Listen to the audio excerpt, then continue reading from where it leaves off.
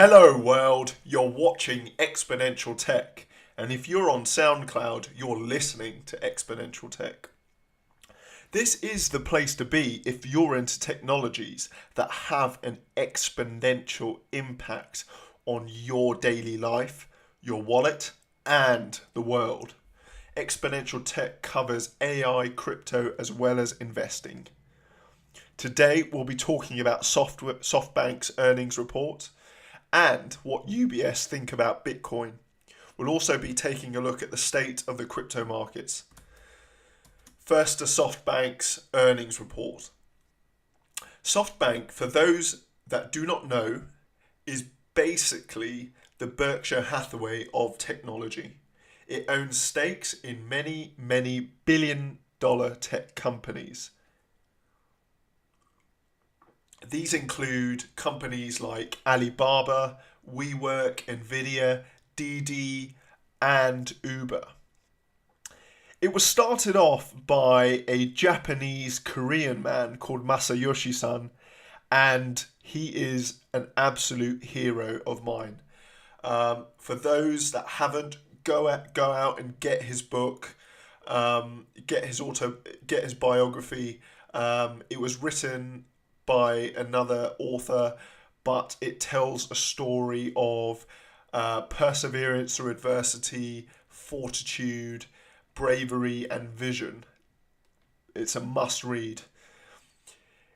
Softbank started off as a bank or library for software, hence the name Softbank, but it has effectively evolved into a technology holding company.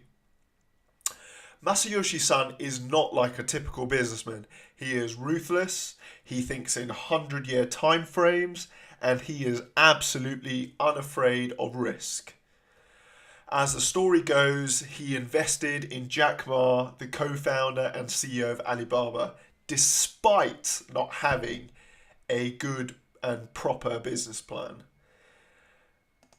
The earnings report they released today show that their operating profit surged by 49%, and this was primarily due to the sale of their stake in Flipkart to Walmart. For those that do not know who or what Flipkart is, it's effectively the Amazon of India. Softbank nearly doubled their money by this sale. They bought their stake in Flipkart at $2.5 billion.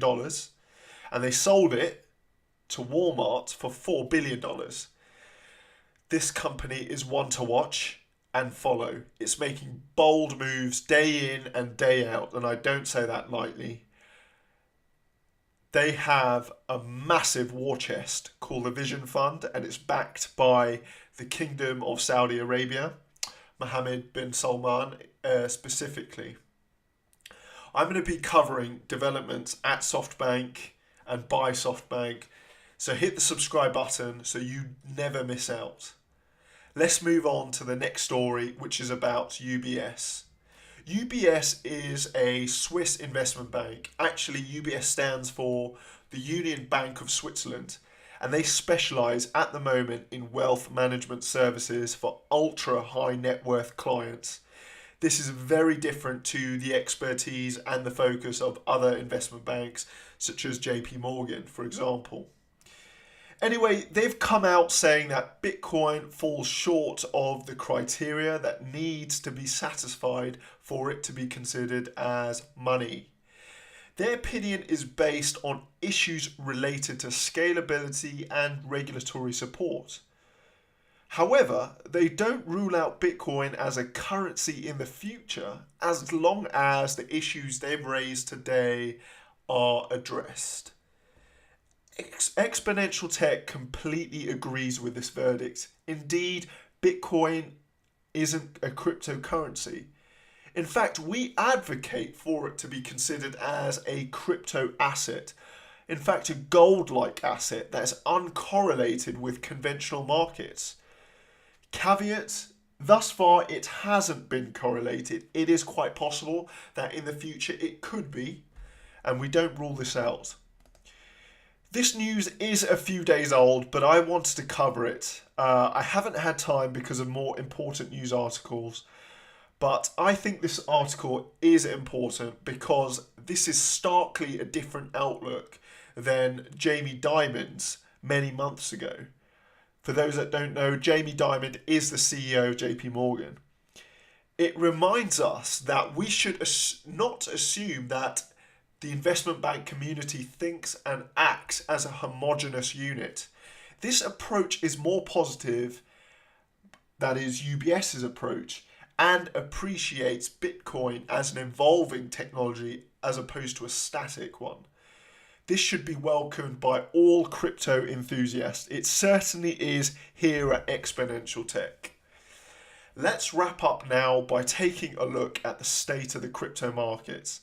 And you can see that apart from Ethereum, Litecoin, Cardano, IOTA, I beg your pardon, not IOTA, Tether, the entire top 10 is in the red. Not by very much, by around about 1% each, apart from IOTA, which is down at 4.37. Oh, I beg your pardon, excuse me. Stellar is down by minus 2.29%. Let's take a quick look at the daily charts for Bitcoin. And here it's produced by Bitfinex. Here actually you can see the monthly chart, and we're starting to push against those closing prices in April and March, which is a important support line. So we're starting to push up against it.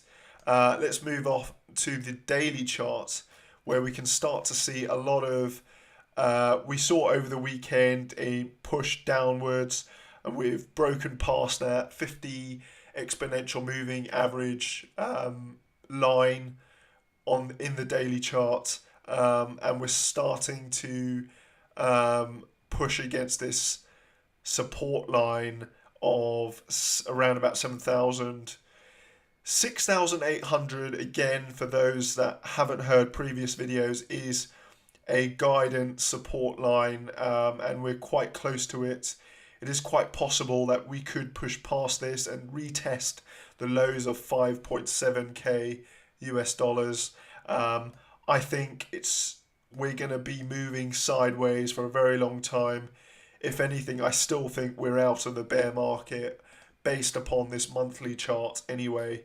I think if we press past the lows of 5.7 thousand on the monthly chart, then we have reasons to be cautious about whether we're still in the bear market or not. But at the moment, it's too early to tell definitively. I think this is a buying opportunity nonetheless. Let's move on to Ethereum. And you can see Ethereum is still in this downward trajectory. And this is very similar to all the other altcoins. Let's have a quick look at the daily chart. And we're starting to just bleed in value very slowly. I think we will probably try and test this 365.96 in this week or the next week. But I firmly believe we'll start to see an uptrend towards the end of this month. I'll keep you up to date on the charts and technical analysis in future videos. But that's it for me for now. If you like this episode, hit the like button and be sure to subscribe. Also sign up for the alerts. I'm going to be dropping a lot more content that will impact your trading and investing decisions and your outlook on technology in general.